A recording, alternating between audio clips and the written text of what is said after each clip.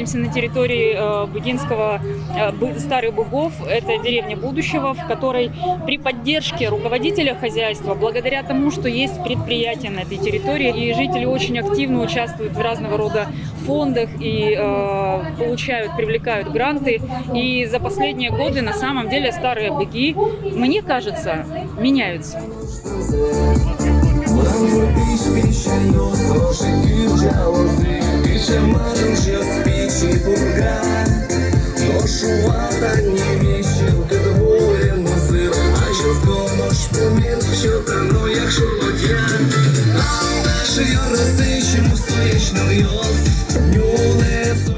У меня очень большое впечатление, потому что праздник,